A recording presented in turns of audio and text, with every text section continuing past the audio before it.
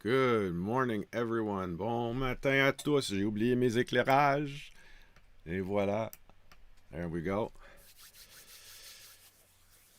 Bon matin à tout le monde. J'espère que tout va bien. Everybody's going well. Sorry about the little delay in broadcasting. Had a bit of a migraine. Allô Lynn, allô Marc, comment ça va? Hi guys. Fantastic. Another episode of our I'm just going to bring back up, make sure that so you guys will tell me if there's any lag video wise or if there's any lag in audio. So I welcome you all to this January 30th. I feel like such a heel in that I'm still working on my very first episode, my January episode of the podcast. I've had such a little time to really work on it. I'm going to try to see if I can't release it between now and tomorrow. Pour ceux qui sont là pour la première fois, for those who are there for the first time, this is a live stream that I do usually I try to do it at the last Saturday of the month. C'est là où je lance un défi. Un défi photo, normalement thématique, usually a thematic photography challenge. And on that same day, which is what we're going to do now, we usually review the images that were submitted. I create an album in our Facebook group. Those who wish to become a member of the Facebook group, please like me, or I should say friend me on Facebook. Contacte-moi sur Facebook. Et puis, dites-moi que vous voulez être membre du groupe. And I'll automatically sign you up for the Facebook group. I'm thinking about maybe doing an excursion in March. I'll probably launch the date in the next 3 or 4 weeks, where we can just all assemble and do some type of photography depending on where I choose, and basically what I'll just do is je vais juste m'annoncer sur Facebook que je vais être à telle place à telle heure, telle journée, et probably like a week in advance to give everybody a chance to pour planifier. Puis basically we'll just shoot and do photography till we tire ourselves out, basically. I think it'd be really interesting to finally, after 2 years, I cannot believe this has been going on for 2 years now. Wow. As intermittently as it has for me, infrequently as it has for me, I'd like to truly I have no idea what Mark has just wrote in the comments. Fage box in back of you, diapo, machine. Does it do Super 8? Are you talking about the projector? Yes. Okay. Sorry, the projector. No, it's not. I don't think it's a Super 8. I think it's an 8mm. But yes. So there's a lot of new stuff coming. I'm trying to rig up some interviews, also for the podcast. Also because I'd like to try myself at a doing an episode, not part of this challenge part, but during the month, but doing a round table, inviting 3 or 4 other photographers, be it novice, intermediate. I've got a couple of my colleagues who are interested in doing this with me, where we just talk about certain subjects on photography. Could be a little bit about gear, but you all know that I'm not very, very gear driven in my photography. I am a gadget geek, but at this time and place, I'm not really much of a gear geek when it comes to photography. So I say, without further ado, I would say let's start first with our review of the images. On va commencer tout de suite avec notre revue des images. On va commencer dans l'album qui était créé spécifiquement pour justement le défi de ce mois-ci, en pensant que je l'ai étendu. Fait que I expanded the challenge, as you'll notice in the description of the album, and on the prior announcement I made on the group, that we will extend this till, how come it didn't, I forgot to save it. Oh, I put it, okay, sorry, I put it on the English part of the message, not on the French part. Okay, so now we're going to extend this same challenge right up to the end of February. So we're looking at February 26th. We'll do another part 2 of the review of the newer images. I'm going to just switch over to our, where's my, yeah, it should be this one here. Very good. Everybody can see me. Everybody switched over. So what we'll do is, I'm going to do on this tab here, on va faire chaque photo individuellement. Puis après ça, on va retourner dans le groupe général, dans la partie principale du groupe, où ce que certains gens ont envoyé d'autres photos qui n'avaient pas nécessairement qu'ils étaient pas nécessairement reliés au défi, mais quand même ont soumis. And I'm going to show you some images. I haven't finished. I'm such a procrastinator.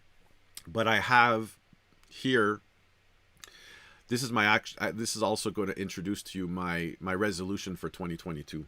J'ai fait une résolution pour l'année 2022 que je vais vous le montrer ici, que je trouve que ça va être très intéressant. I announced it in the podcast, but obviously the podcast is going to be late. But so here we have a beautiful image of a beautiful fox, fantastic fox. Johan, I love it. It's beautiful. I mean, you know, what can I say? It's the fox pops. Your snow is white. It's not underexposed. C'est pas sous-exposé. Le renard, il ressort réellement bien. Il y a peut-être un peu beaucoup d'avant-plan, malgré que je comprends aussi que vous avez compromis avec le petit arbre ici qui est tout seul flou. Mais honnêtement, quand je regarde cette photo-là, l'affaire qui sort le plus important, c'est quoi? C'est le renard. Puis, I mean, c'est quoi le défi? C'était justement, faune hivernale, also winter wildlife, and like I said here, beautiful. It's a spectacular image. My eye really sees, even though we have the larger area of the foreground here, which I completely understand because of this tree. Johan had to kind of balance it in the image. And still be able to put it far enough out of focus that it doesn't deter us from the fox in his little stroll. I guess this would be, it looks like a morning stroll. And I just noticed this is also taken in Jardin Botanique. Wow, it's amazing how much more and more we start to see a lot more wildlife roaming the city. I know that a few years back I was doing a night excursion. Il y a quelques années, je faisais une sortie photo pour Gosselin. Et puis, on était sur Saint-Laurent. C'était Saint-Laurent, non pas Saint-Laurent, c'était Saint-Urbain et Vigée au métro. Puis justement, c'était même pas un renard, c'était un coyote qui a croisé la rue, qui a traversé la rue. Puis il a fait le tour du coin. Je ne sais pas comment est-ce qu'il s'est réussi à se rendre sur l'île. J'aurais compris un peu plus sur île Sainte-Hélène, mais quand même, we are starting to see a lot more of our wildlife rummaging around and roaming around the island deep in the city.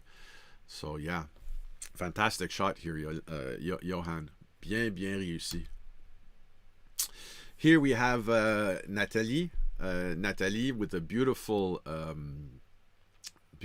mésange. I cannot remember what these are called in English. I don't know if they're chickadees. I forget a mésange, what it is in English. Here she's used a post-treatment. I can't remember. It's selective color. So what she's done is she's isolated really the color of the bird against the background and against her hand. Very nice. La mise au point, c'est très bien réussi, Nathalie.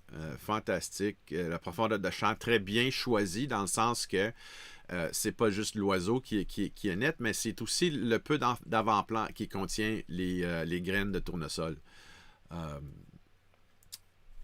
I'm a little impartial to the treatment, but hey, that's me. That's that's not that's each photographer has their. Although I will say one thing I did notice is that your black and white, le traitement de noir et blanc, elle a dépassé un peu dans l'oiseau, but that's my eye. I saw it. Not everybody would see that. Mais encore, bonne réussite, bonne photo, bonne composition. Si on aurait pu peut-être éclaircir un peu plus la face aussi pour donner un peu plus de définition, bon, pas de définition, mais je veux dire de détails pour les yeux, pour démarquer les yeux, ça l'aurait aussi aidé un peu. And later on, before the end of this episode, I'll show you to what point, I talk about, what's too much, what's not enough treatment. Because and this was also this was taken with her through Snapseed, or maybe it was was taken with a Huawei P30 and then treated in Snapseed, which is c'est une application pour les téléphones qui est très intéressant. Juste dernièrement, jeudi passé, j'ai fait une webinaire pour Gosselin sur la photographie avec les iPhones. Et puis on explique un peu comment est-ce que Snapseed marche. It's a really interesting app if you do a lot of iPhoneography or mobile phone photography. Probably better, to include both Android and iOS. Mais bonne shot ici, Nathalie. And merci pour le partage. Je sais pas si c'est la première ou deuxième photo que vous partagez, mais merci et bienvenue au groupe.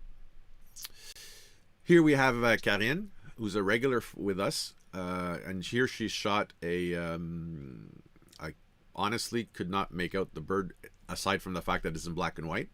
I don't see the colors, but I think this would probably be some kind of a chickadee or of the chickadee family. The eyes, again, well, I got to do it up here. We'll do it up here. If you'll notice here, okay. So the head, the eyes are well focused. The depth of field is fantastic also in that, we can just do it this way, that's true. So beautiful shot. You shot this at 400 ISO at 1,000th of a second à f9.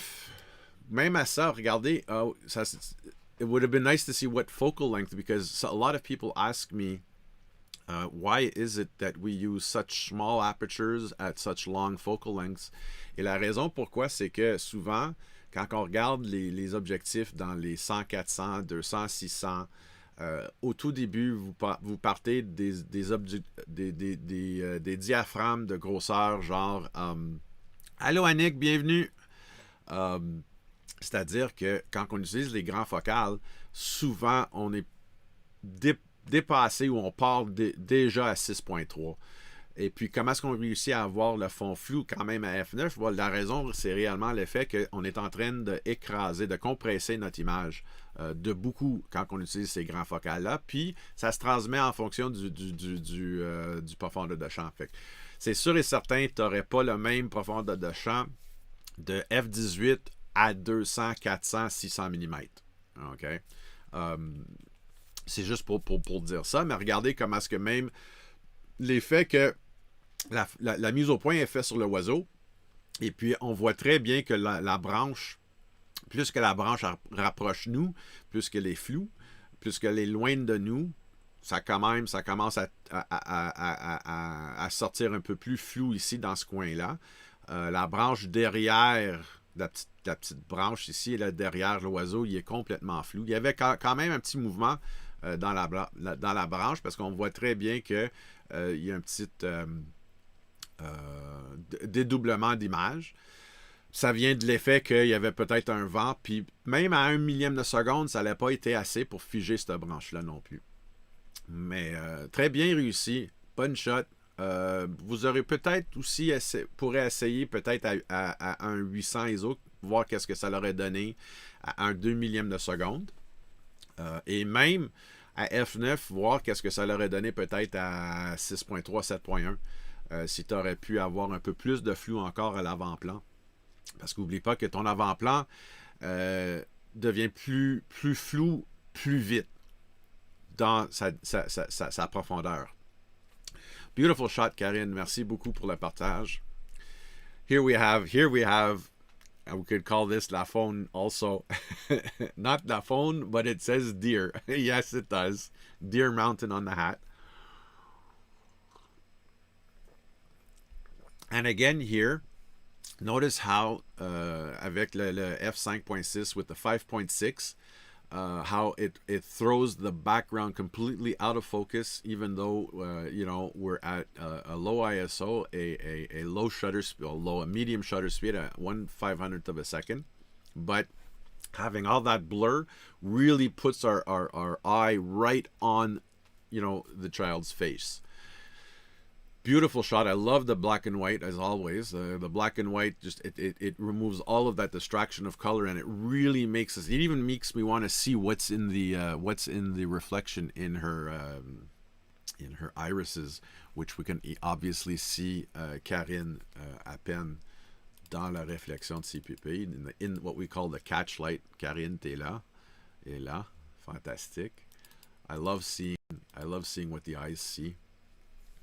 Beautiful shot here. Here we have Karine, who shot also a deer, a female deer, a doe, in the wintertime.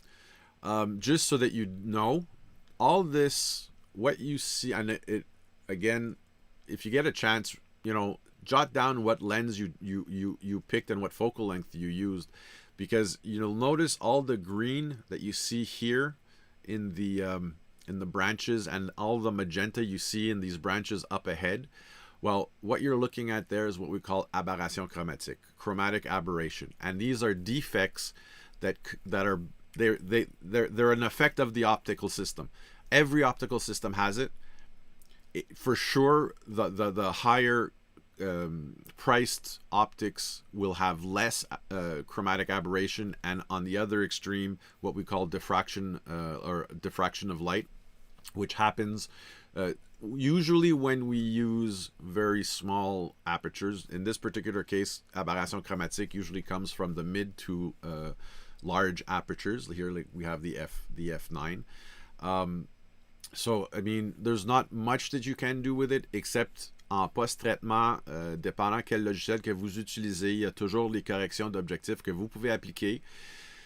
Que en même temps, qu'est-ce que ça leur aurait fait, c'est que ça leur aurait atténué ces couleurs magenta et vert là dans ces branches là. Basically, what it just does is when you're using the softwares to correct for chromatic aberration, what's happening is it's just desaturating those qualities of magenta and green.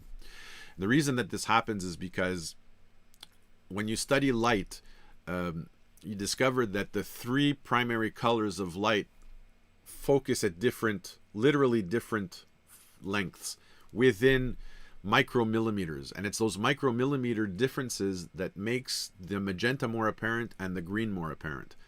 And this is all because of color light. You wouldn't have seen this at all in black and white.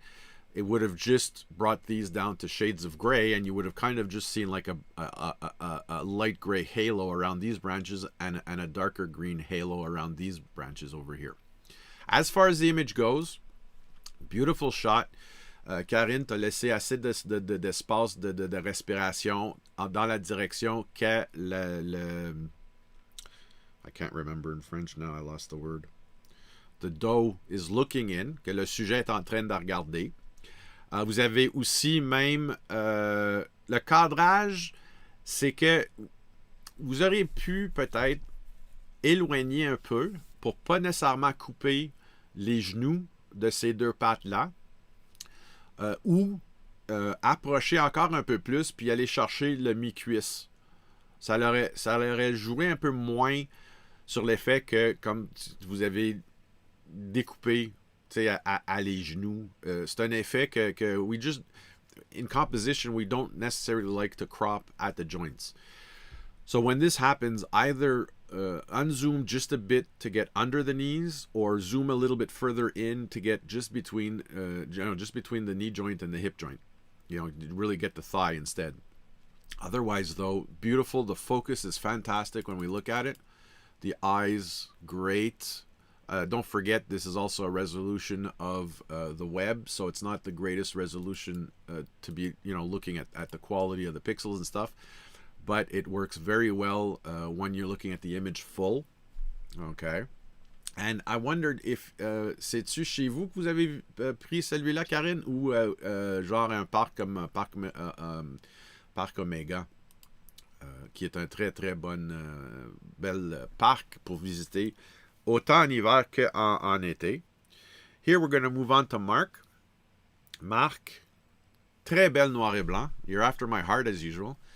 I love the way that you've given a little bit of space towards the direction where the horse is going or the pony is going.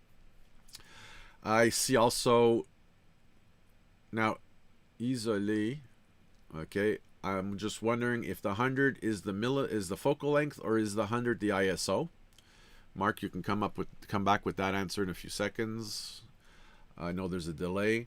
Very, very good. 3.5. Notice how here, I'm wondering the 3.5, you're probably using could be 100 millimeter at 3.5, although I would have expected the depth of field to be a little bit more blurry. But again, you've isolated the horse very well against the fence. The tones are really nice. The lighting is very good. Fantastic exposure. Good job. Lynn, you could ask Mark even if he can't answer, although just let me know if that 100 is 100 ISO or if it's a 100 millimeter. Mind you, you're at 1250. Well, that could be the millimeter. 1250 at 3.5. You're probably at a higher ISO, but still, needless to say, Mark, good shot.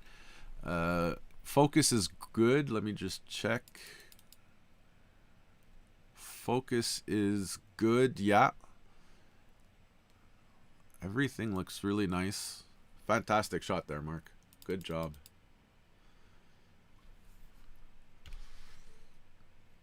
Here we have another one from Mark, some kind of a turkey, I'm assuming. And here we'll notice that Mark, there we go, okay, ISO 100, fantastic. At 2.8, we're going to just check something here at 2.8. So 2.8, whoops. Can I not? I thought I could move it. Hold on. I thought I could. Oh, maybe not. What if I do this? No. Okay. So the 2.8, now see, this is a problem with when it comes to using very large apertures. Your depth of field is very small, is very short. Okay. Now, if we look at this image, quand on regarde cette image-là, on voit que la mise au point est ici. Elle est plus sur son bec qu'elle est sur son œil. OK? Puis la raison, c'est à cause du 2.8, parce que même ici, au bout de sa bec, regarde comment est-ce qu'elle est floue. Normalement, c'est une raison aussi pourquoi que je n'utiliserai pas une 2.8 pour aller faire une isolation comme ça sur un sujet animal, que ça soit animalier, que ça soit portrait en tant que tel, parce que tu as trop de chances que ta profondeur de champ, dépendant où ce que ta mise au point a été mis, va toujours rendre les yeux flous. Now, Mark, you know me, says it was 100 ISO, okay, and it was the 7200, okay, for the previous image. It's a goose, sorry, it's a goose. Thank you, Lynn. Now, you can rationalize the image as much as you want, however you like. The goose was bobbing his head, or he was moving around, but the fact of choosing 2.8 gives you that much more challenge to try to absolutely get the focus on the eyes. Now, the only way to do that is to try to have the autofocusing system do as much of the work as possible. And what you have to do technically is, when you're choosing your autofocus, I know Mark uses a Canon, so in his case, he'd have to be on servo mode, sur le mode cerveau, sur un Canon. Sur tous les autres appareils photo, ça serait plutôt le AFC. On all other cameras, it should be AFC. And rather than choosing the automatic zone, right, where the camera picks where to do the focus and what part of the primary element to follow, use a spot, put that spot on the eye, press halfway down, and let the camera do the following itself. It will follow the eye. Okay, if it's a decent autofocus system, like most of the cameras are in the last 2 years, it'll find the eye. If you want the camera, if you're relying on the camera to find the focus point,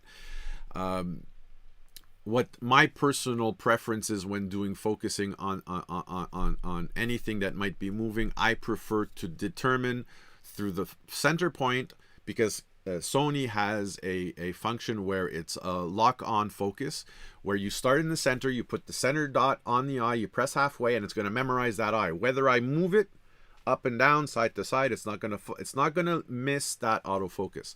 And the other problem could also have been if some people tend to try to prioritize the burst mode or le mode de rafale, that I don't in any moving situation.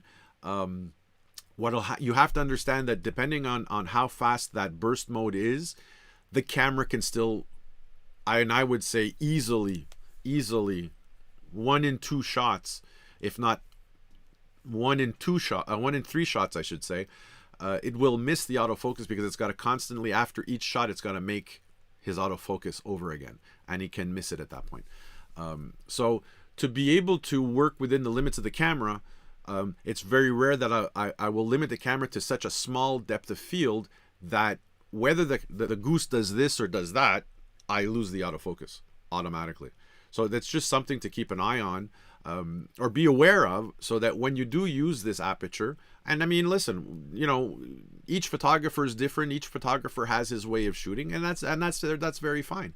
But like I explained in many of my classes, my job is to give you guys a base so that you have a good foundation to work from there and do what you want with it. So I have to teach. When I teach and when I explain, I have to show you the good for the bad. And then if you decide to go for the bad, but make that bad part, like Uncle Bob said, just like he said last month, when it came to grain and film, we made it work to our advantage in the photo. Make it work to your advantage in the photo, because when you look at this image, and Mark, this is not, me, this is not personal. This is just, I'm just saying that, for me, it's evident because I see it. And I'm used to looking at these, looking for these, mistakes, not to be harsh or anything like that, but in my eye, I see it. It's a beautiful image. It's just that it would have been just a little bit even better if that eye was a little bit more in focus. And for those of you who do work in rafale, or for those of you who work in burst mode, don't expect that if you shot 35 images that you pick the best of the 35 images. If that what you think is the best is still unsharp, then you should have reshot it until you got it sharp. Okay? Don't just accept mediocrity. Okay? It's not, just because you shot 40 images and it's the best in the 40 images, well, yeah, but if it's not evidently better, and if it's not, and I'm not saying you have to strive for perfection. You have to strive for excellence. Okay, a photographer doesn't strive for perfection, because if he strove for perfection, he would not shoot. Okay, 3/4 of the images that he shoots to try to get. Okay, we strive for excellence within our equipment, within our own knowledge, within our own practices. So Mark, good shot, great shot. Here we have the same in color. And this is it's called a Cobra chicken because of his pose. Very, very good, Mark. Very good. And see here too.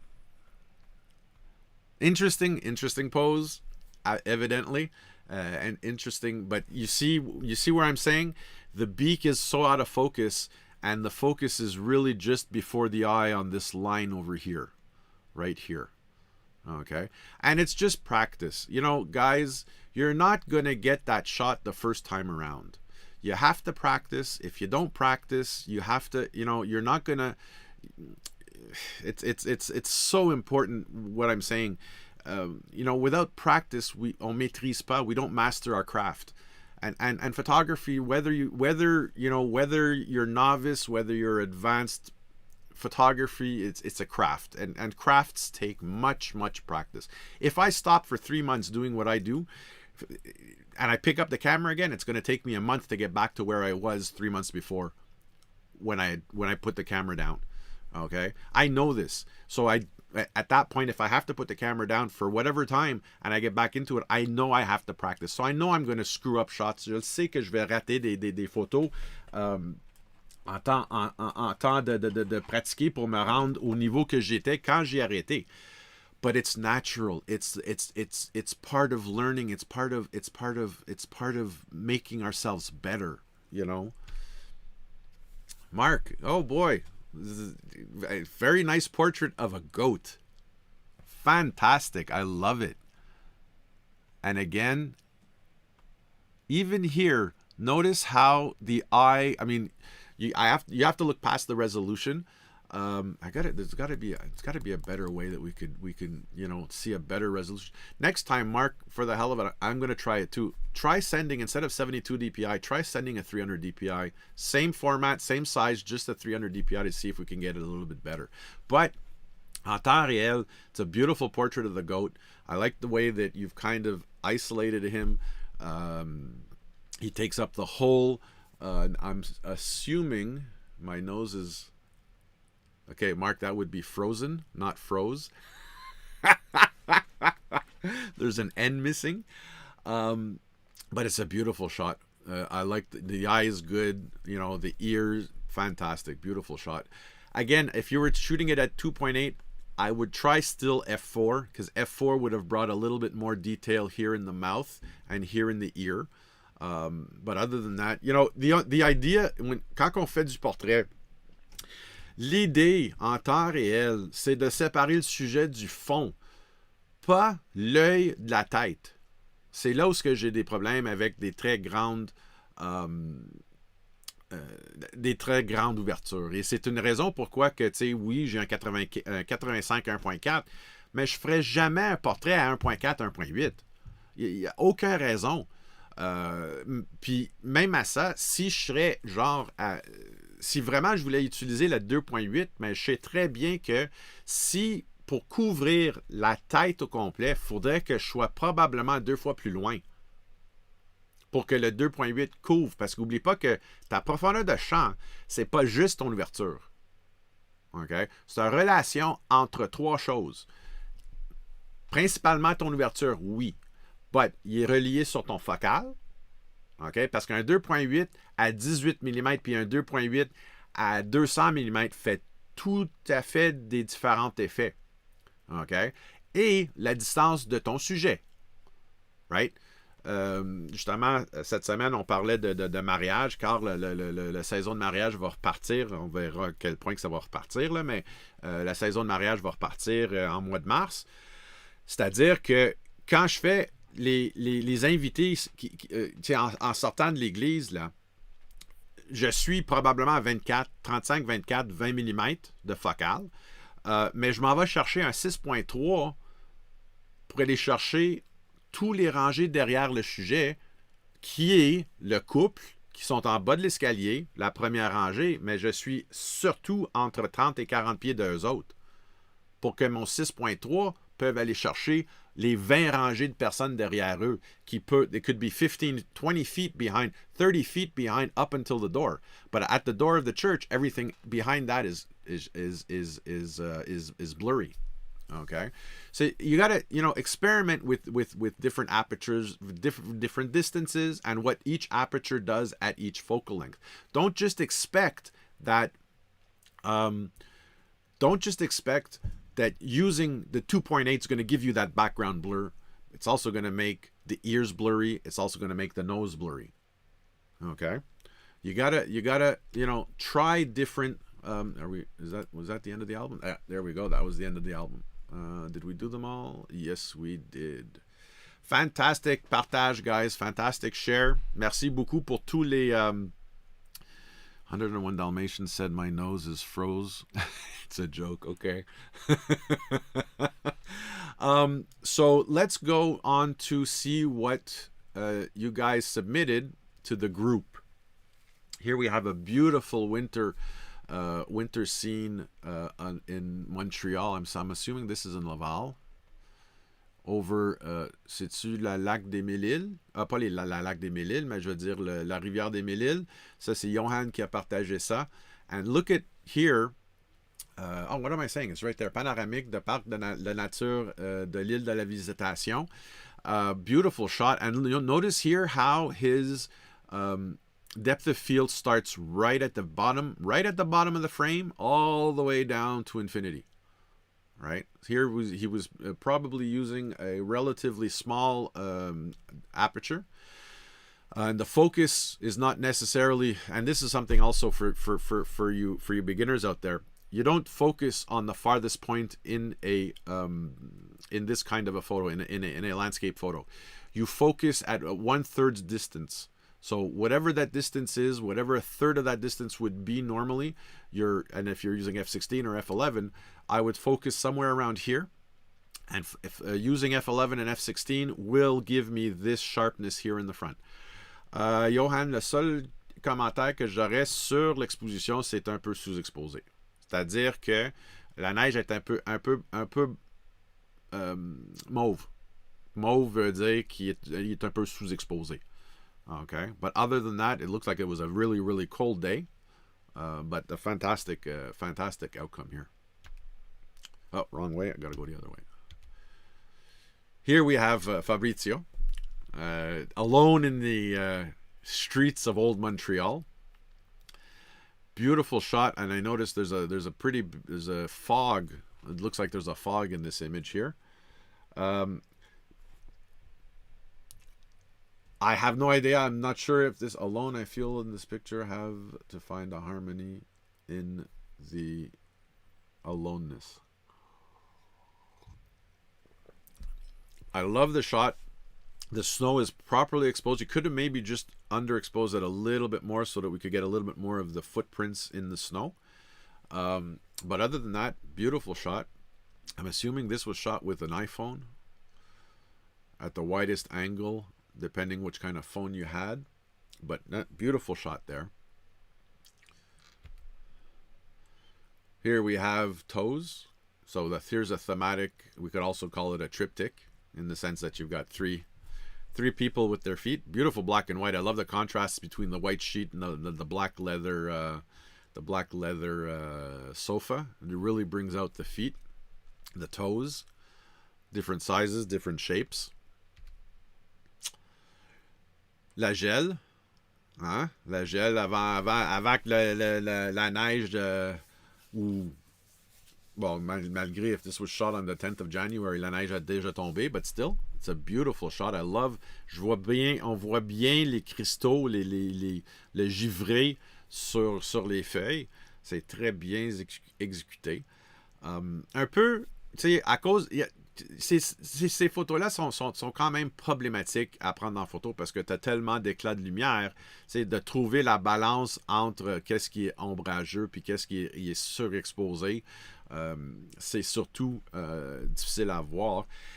Although Fab, I would next time, I would challenge you, and I'm going to do it if I find this same situation, but shooting this in long exposure. And when I say long exposure, I'm not saying 30 seconds.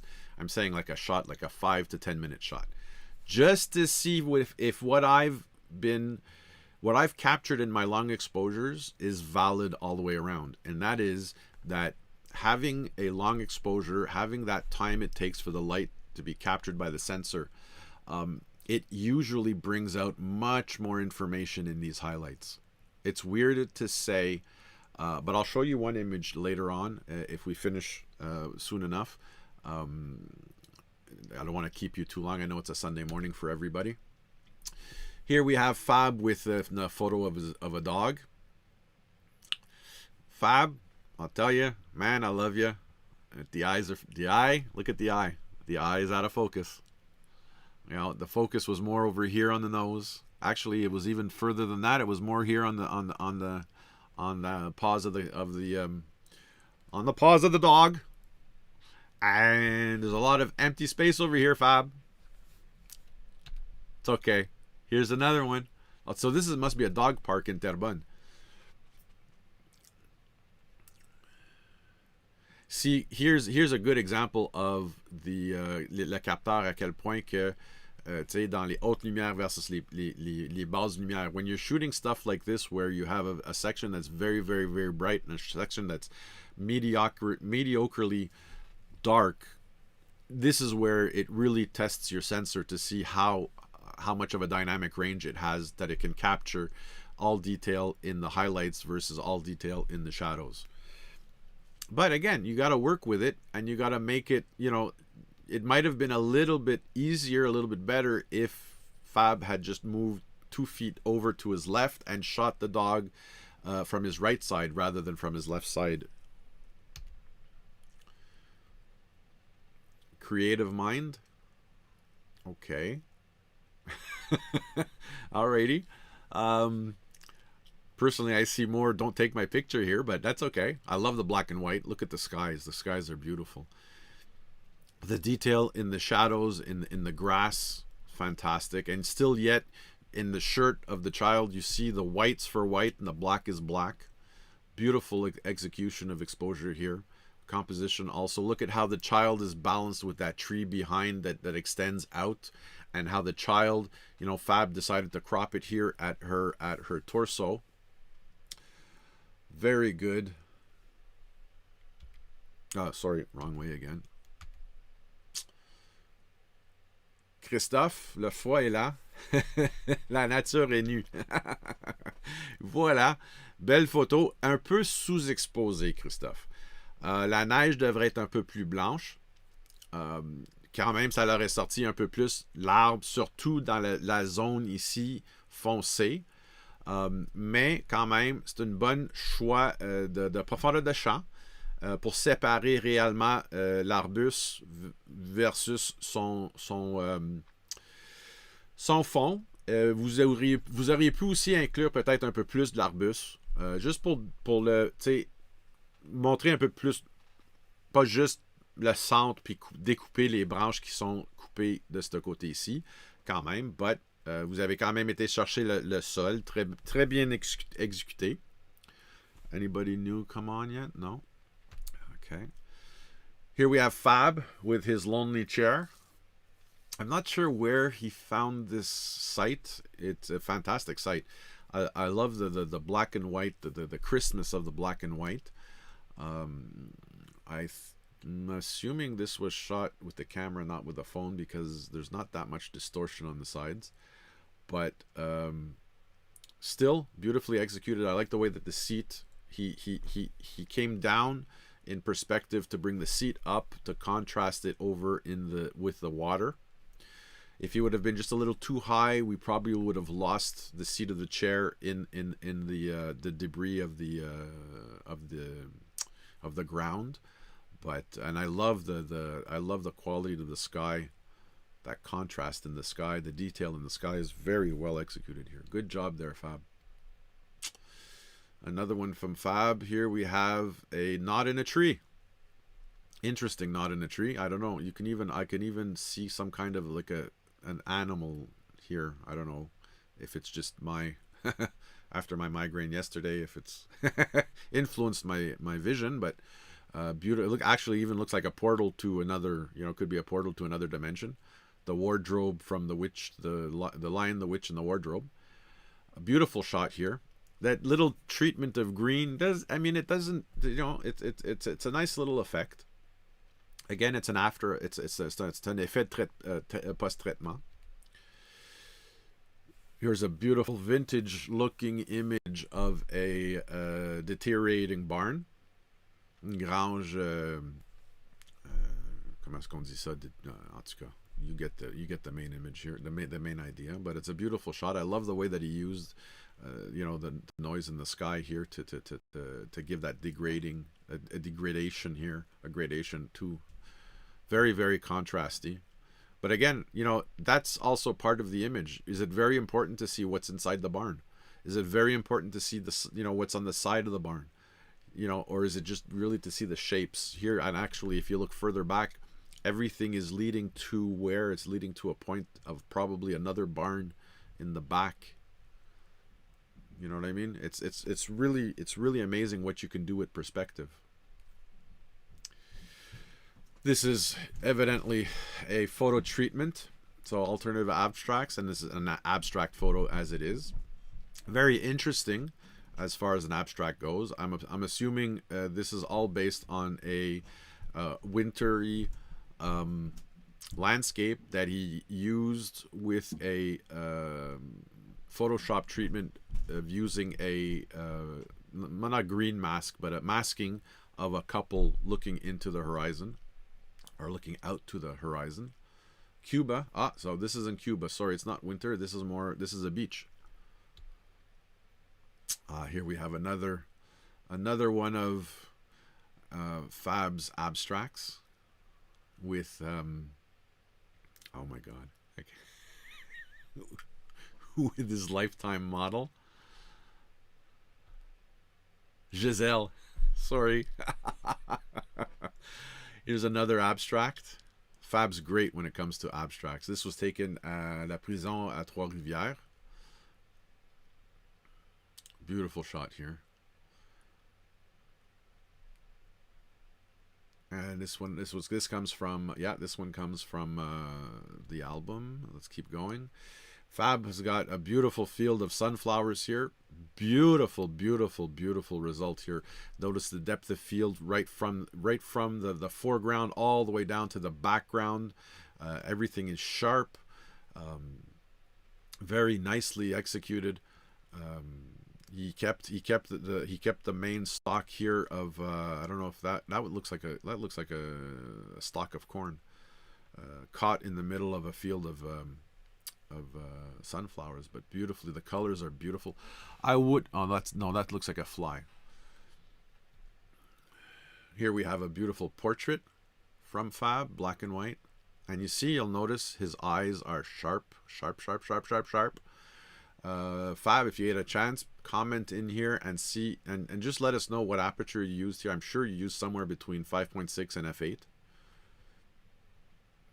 I remember this was an event that he had scheduled with his. I think Mark was there when he did this event. It was a club event.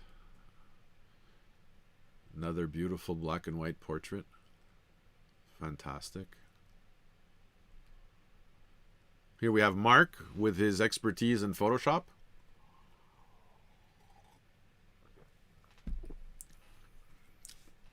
Here, Mark, beautiful shot. The treatment is very, very, very interesting. I noticed you also you cut off your arm at the bicep and at the forearm, not the wrist and not the shoulder. Very good. The only comment I would have here is you were a little bit too close to the background. You should have been maybe 2 or 3 feet further away from the background, so that the aperture you used would have given us more blur in the background and we wouldn't be seeing all these creases. Okay, and it would have just made the image that much more interesting. Well, interesting in the sense that it would have really, you would have been more, there wouldn't be a distraction from you. But still, as far as it looks like the découpage que t'as fait avec Photoshop, t'as bien réussi.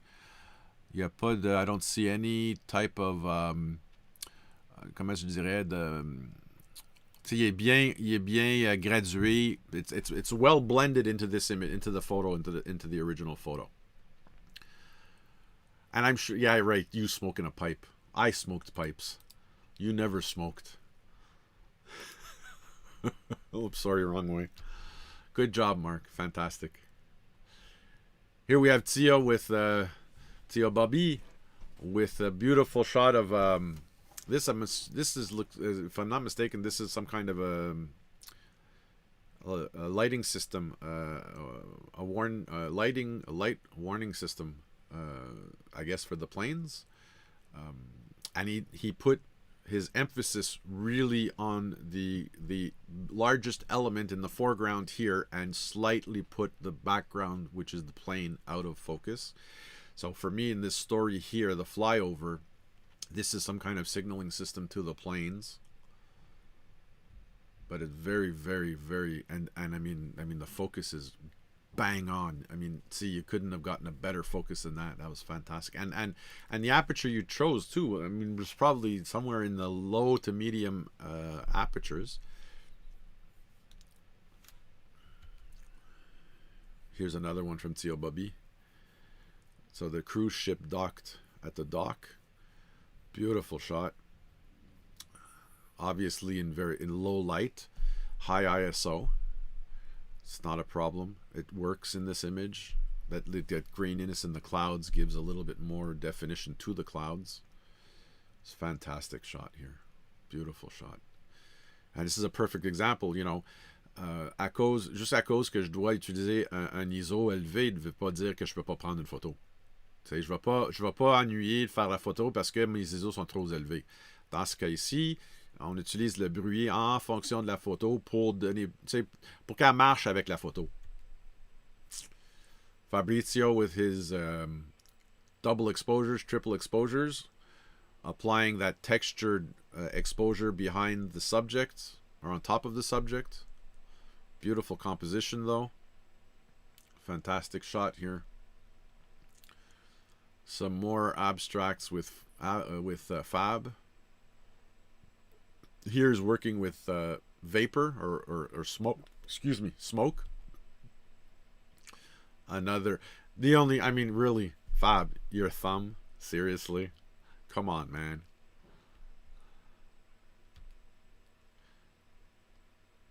Here, Fab's play on autoportrait, auto-portrait. So here we got the beautiful grill of an SS. Another MG, beautiful vintage and MG.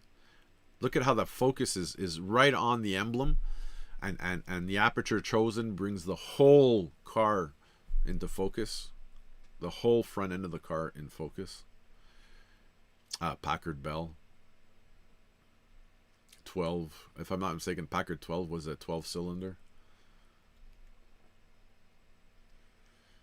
And it's amazing how much chrome works, or how well chrome works in black and white, doesn't it?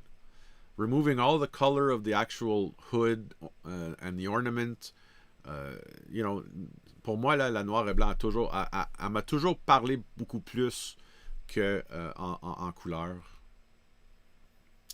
Beautiful image here of a silhouette of the branch on an orange. The contre-jour, this would, you know, this I don't know whether I'd call this a low key or a high key, because it works in both. It works on both. But technically this would be a high key because the background is so not blurred, but it's so bright. Beautiful shot though. You know, this is more of a shot of form than it is, and of positive and negative space. Again, the same orange, or a different orange.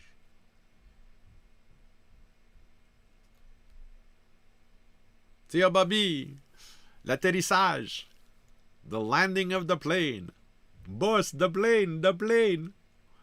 Here we go, beautiful shot. Notice that how the plane is in such, and you know what? The little, I can tell you right now that the little, you know, I was going to say opposite of uniformity.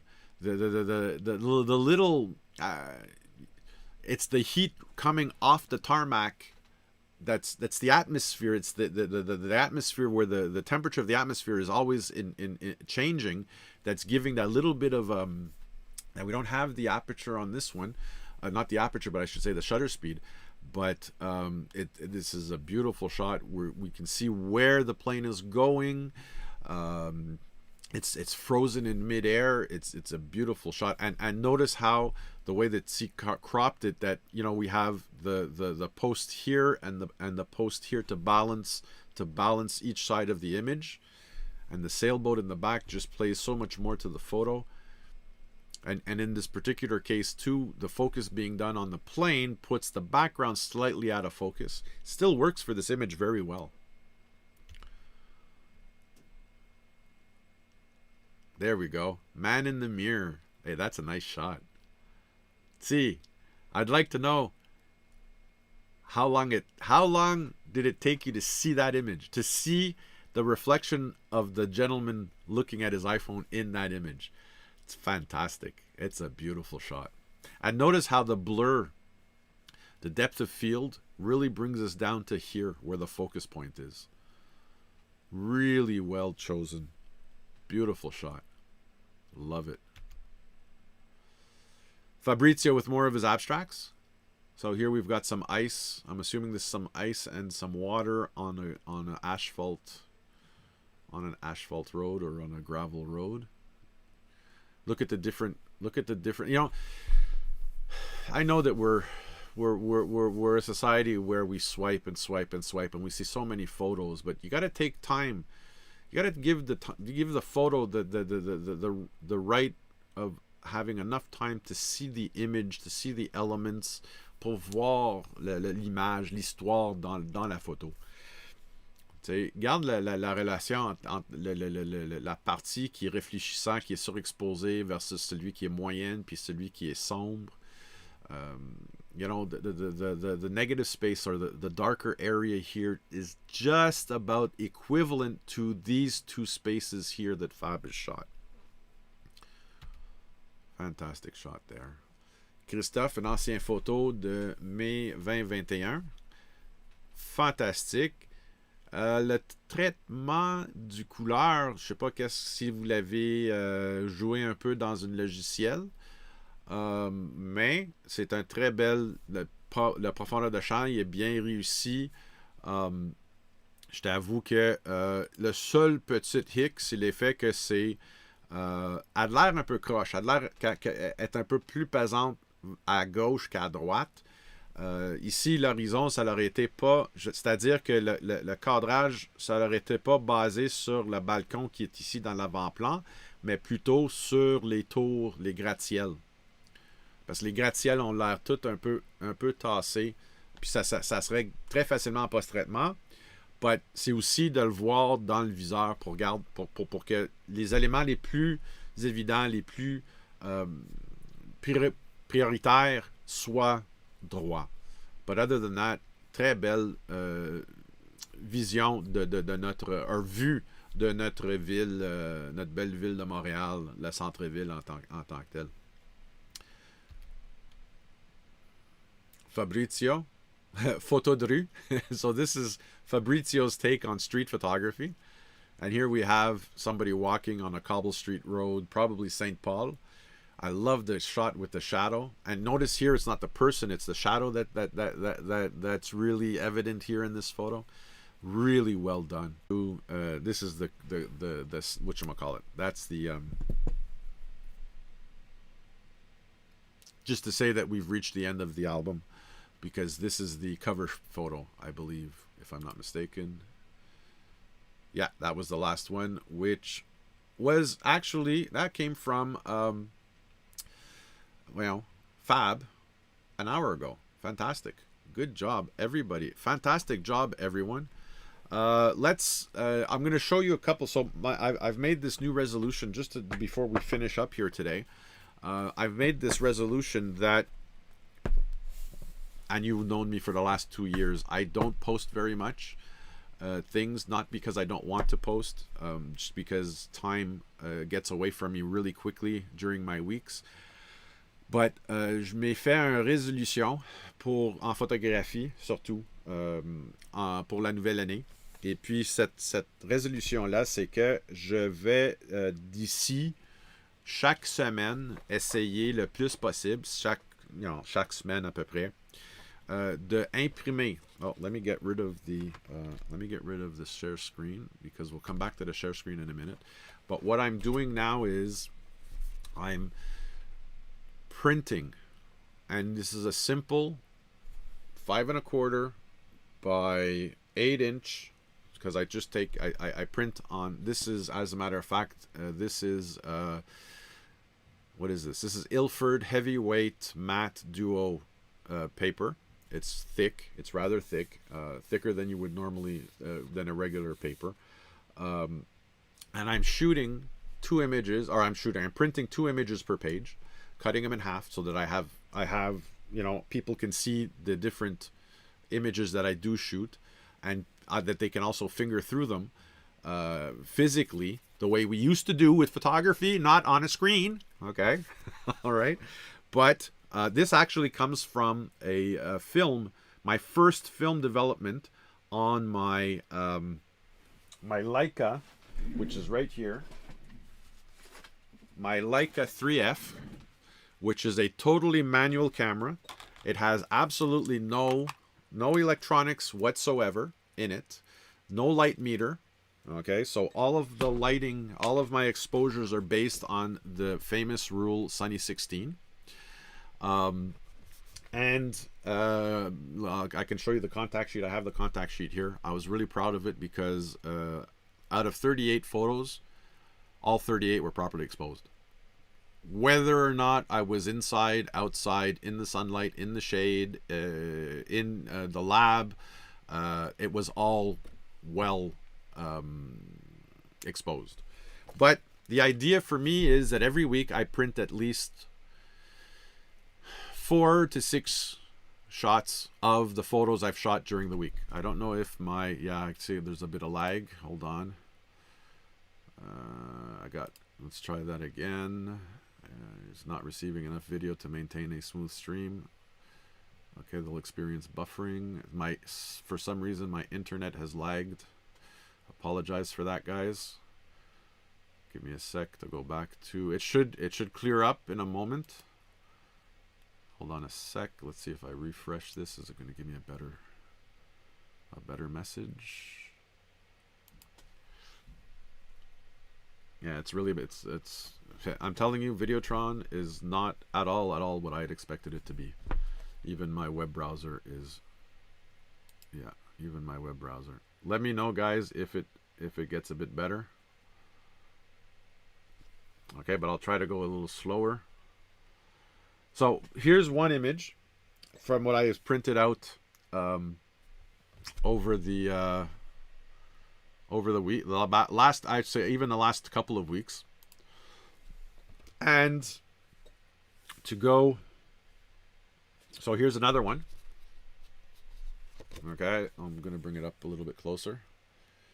And actually this shot here was shot at 6400 ISO on my Sony.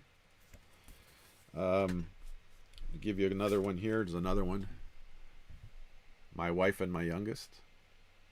Beautiful shot. I really I really, captured the moment on this image.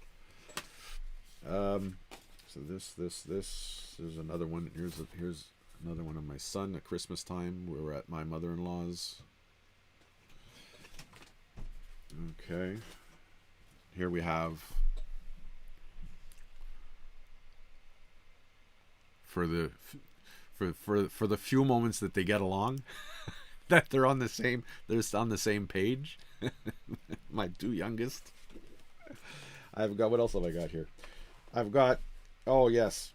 So Fab, we were talking about the exposure time on your le givre on the frost.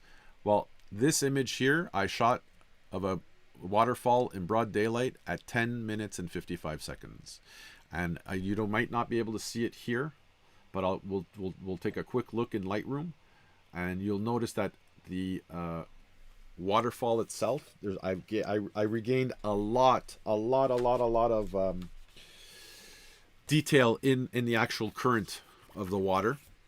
Here's another. This is one of my excursions at night. My night excursions I do with Gosselin. This is all on matte paper.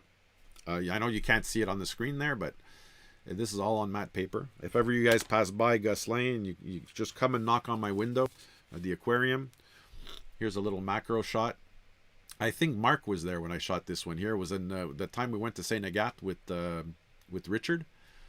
Voilà, c'est un petit un ébeil, une abeille, je veux dire, sur la marguerite. D'autres choses. Ah, ça c'est en septembre. J'étais tellement impressionné par un coucher de soleil que j'ai vu ici à Sainte-Julie que je l'ai capturé. Puis je t'avoue que la photo d'origine, c'était pas du tout cette image-là. Mais qu'est-ce que j'ai fait, c'est que j'ai capturé la photo d'origine en fonction de les limitations de mon appareil. Puis je l'ai corrigé par après. Okay. So basically here what I did was I adjusted for the limitations of the camera, in which point all this part here was literally dark to a point where it was almost black, because I had to save as much of the sky as I could. So I exposed more for the sky, and then in post-treatment I brought all these details back out again. Okay. So those purists out there, you know, who say, oh, it's photoshopped. Well, first of all, Photoshop is a noun. It's not a verb. Okay. I live by that phrase. Photoshop has always been a noun more so than it's ever been in a verb. Okay. And, you know, those of us who worked in darkrooms knows very well we had to manipulate our images as much as we could to produce what we wanted. Okay. So when you tell me that this shot was photoshopped, sorry, it wasn't photoshopped, but it was worked in my digital darkroom, which is my case Lightroom. Okay. So, you know, there's a certain tolerance for all kind of post-treatment. Okay. It all depends on what you want to produce. So just to show you these images more, let me do it this way, just really quick. What do I want to control? No, it'd be better if I just did this here. Hold on just a sec. So it's Alt F, Control Alt. Before I do that, let me get to the right directory, and then we'll let it go so that everybody can get back to their Sunday morning. What am I looking for? I'm looking for, where is it? Come on. I forgot to get this all set up before, but we'll do it really quick. It's not going to take any time at all. G. And hopefully the internet will come back a little bit more. I hope you guys are seeing this you're not too hindered with the lag. Needless to say, Videotron is not the best when it comes to streaming. Yeah, give me this here. Go to, oh no, you know what? I made a collection for this. We're going to do it this way. It'll be that much easier.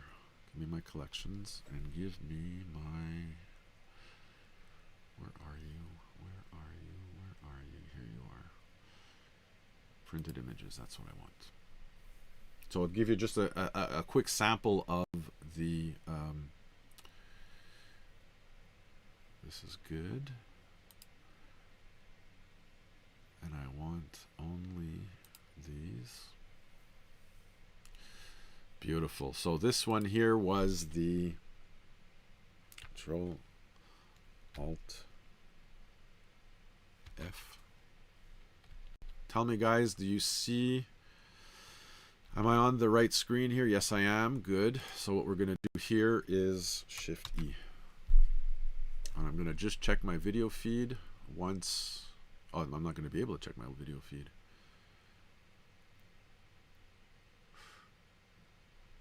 Crap. I'm not going to be able to check the video feed because the moment that I get out of here, yeah, it takes out the video feed. Lynn, Marc ou Annick, lance-moi un yeah si tu le vois. Non, pas lui. Si tu vois l'aperçu de mon Lightroom sur cette photo-là. I'm going to continue. So the image, so this was the image of the waterfall. And what I was talking about is, because this is a 10-minute exposure, and I can even prove it to you. Let me do this. There you go. You'll notice it says 616 seconds at f10 at 200 ISO. I brought all this detail out here. Okay. That if I would have shot it at the original, l'exposition originale, c'était f10, 200 ISO à 1/2 centième de seconde. Ça, c'était tout ébloué. OK. Évidemment, à cause du temps, on perd le détail dans le ciel des nuages, parce qu'ils bougeaient, évidemment. C'est la seule chose qui a... Mais quand on regarde les arbres en tant que tels, les roches, c'est tout figé. It's all frozen. Okay. When we look at the one of my wife and daughter, this is the image that I showed you on paper. Give it a second to update. There you go. So there's my image with my wife and daughter. Beautiful shot. I love this shot. She loves this shot too. When we look at the flower with the... here's my daughter studying. I showed you this one. This one here was my 20... I believe this was my image for 2020. Yeah, this was 2020 I shot this one in. That's right, 2020. Give it a... There you go. Beautiful. I love the... And if I showed you this shot in color, and if I showed you this shot out of the camera, it's not at all this type. You can't get this in the camera. Period. There's no way for you to get this in the camera. It's just, this is, the photo of the la marguerite avec l'abeille. Ça s'en vient.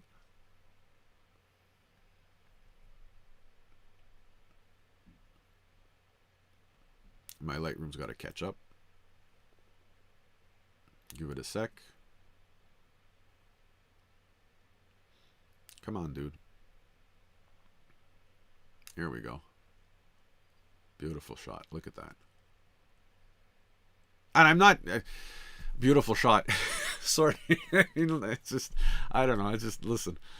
It's not because it's my shot that it's a beautiful shot, but the shot makes it quite... You know what I mean? Look at the bee is in focus. La cœur du fleur is in focus. The rest is out of focus. But here, it's the bee that's important, right?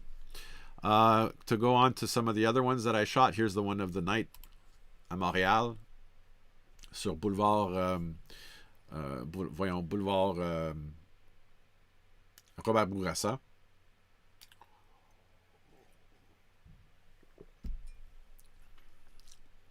Encore, ça c'est ça. Here we go. The shot of me and Stéphane at work. And this was actually shot by my my directeur. He grabbed a hold of my Leica, and he shot this image here. Evidently, I mean, this was shot on a Delta 100 Ilford. Okay, so it's a bit grainy. And again, le grain vient pas en numérique, il vient en argentique. Le numérique en tant que tel en a aucun grain. Okay.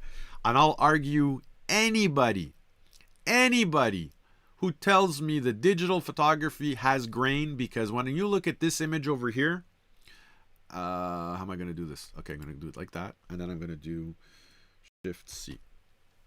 When you compare these two images, okay, look at the ISO. Look at the ISO on Abby's photo. I'm at 1/60th of a second at 6,400 ISO, and the Delta 100 on the Ilford Delta Pro 100 ISO, look at the difference. There is no grain in digital photography. And even at that, the little noise that you see here on her, on her forearm and on her hands works in this image. Even here on her nose, on the shaded part of her nose. It works in the image. This is what Uncle Bob was saying. We use the grain and the limits of our film photography in the images that we shot. Here the focus is still on me, because Steph is a little bit more out of focus because of the depth of field. And this was shot at f4. and Nick was probably at about maybe 10, 12 feet, maybe 14 feet from me, 15 feet from me when he shot this image.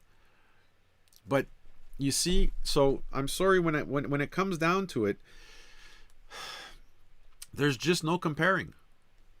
Okay, there's no such thing as grain. Give me a sec. I'm gonna bring up the last image here. Oh, sorry, that was the last image, Steph. But I'm going to show you another one. Here's another one used with the it was on the first film that I exposed on the Leica at 100 ISO, and this one here, Shift E, is my mechanic George in his garage. First of all, the lighting in the garage is a mix between mercury and mercury sodium and fluorescent lighting behind him on that wall where you see this.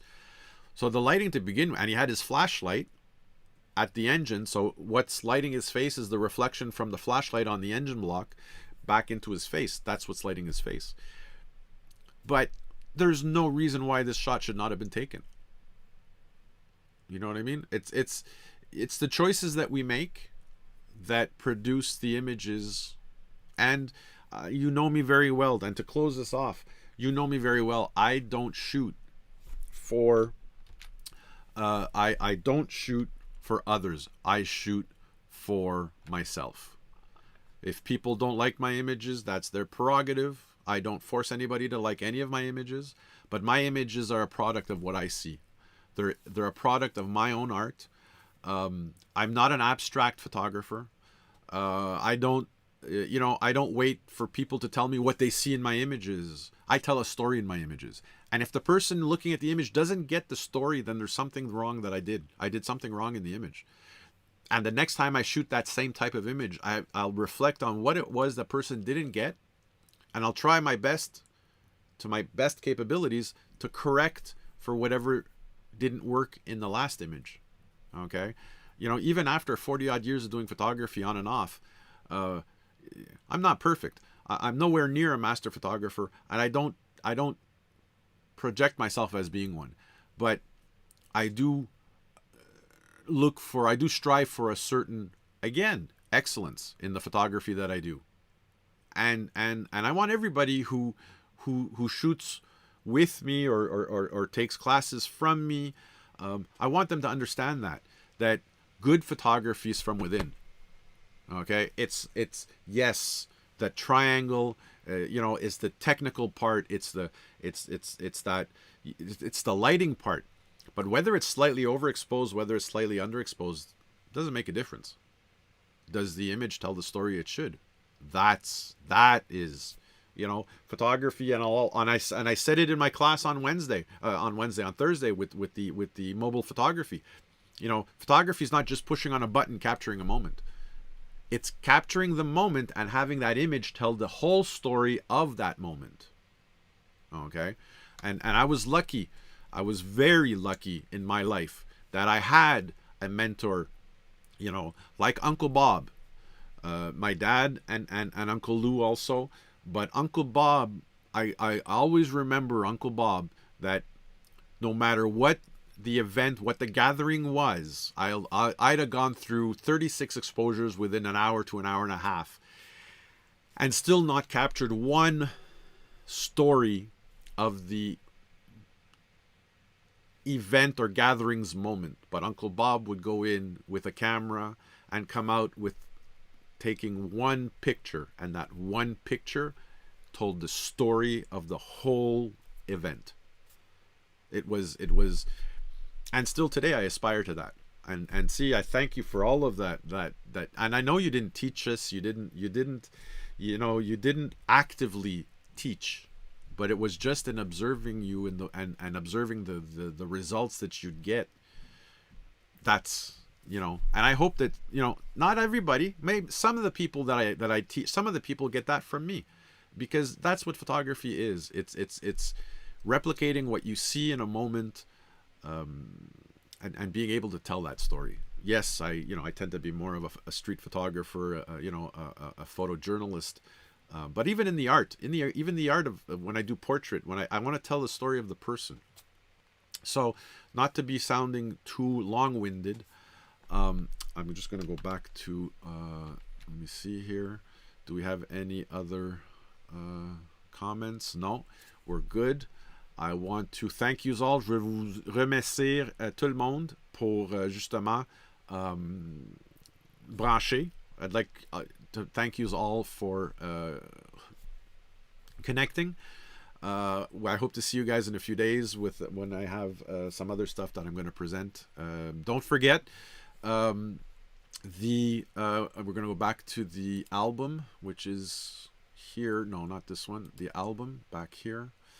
La prochaine deadline pour soumission pour faune hivernale, the next deadline for winter wildlife, is going to be on the 26th of February, at which point then I will introduce a new challenge for the month of March, being also that will be coming into spring and stuff like that. And if you have any questions, please, by all means, if you have any questions, message me, text me, so that we can I can even do special episodes in between explaining different things.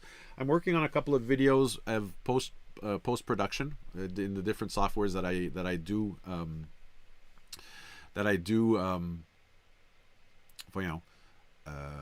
do use, and some new softwares that people have asked me to investigate to teach. So with all of that, I wish you all a wonderful Sunday. I wish you a wonderful month of February. Happy Valentine's early to all of you ladies out there. And we'll see you soon. Thank you very much. Have a wonderful Sunday. Bon dimanche à tout le monde. Bonne semaine qui s'en vient. Et surtout, bon photo. Have a wonderful month of photography. Practice, practice, practice. Shoot, shoot, shoot. And post. I love to see your images, as always. Thank you.